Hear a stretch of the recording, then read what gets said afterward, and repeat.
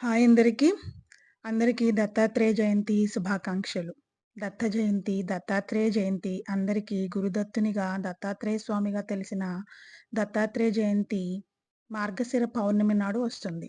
ఈ ఏడాది దత్తాత్రేయ జయంతి డిసెంబర్ 4 అంటే ఈరోజు వచ్చింది. తెలుగు రాష్ట్రాలతో పాటు ఇతర రాష్ట్రాల్లో కూడా ఈ దత్తాత్రేయ జయంతిని జరుపుకుంటారు. ఇది పవిత్రమైన రోజుగా పరిగణించబడుతుంది. అత్రి మహాముని, మహాపతివ్రత అనసూయ సంతానమే దత్తాత్రేయుడు.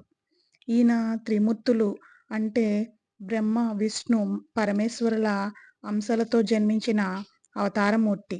అందున దత్తాత్రేయుడు విష్ణువు అంశతో, చంద్రుడు బ్రహ్మ అంశతో, దుర్వాసురుడు శివుని అంశతో జన్మించారని పురాణ కథనం.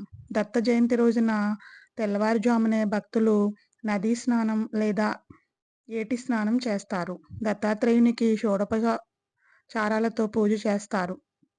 జపధ్యానాలకు ఈరోజు ప్రాముఖ్యం ఇస్తారు. దత్తాత్రేయుని యోగ మార్గం అవలంబిస్తామని సంకల్పించుకుంటారు. దత్త చరిత్ర, గురు చరిత్ర, అవధూత గీత, జీవన్ముక్త గీత, శ్రీపాద వల్లభ చరిత్ర, నృసింహ సరస్వతి చరిత్ర, షిరిడి సాయిబాబా చరిత్ర, శ్రీదత్త దర్శనం వంటివి పారాయణం చేస్తారు. ఉపవాసం, జపం, ధ్యానం, పారాయణం, ప్రార్థనలు, భజనలు చేస్తారు.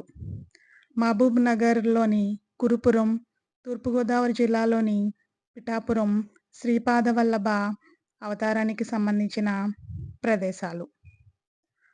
అందరికీ శ్రీ దత్తాత్రేయ జయంతి శుభాకాంక్షలు. Thank you for watching. Please like, share and subscribe my channel.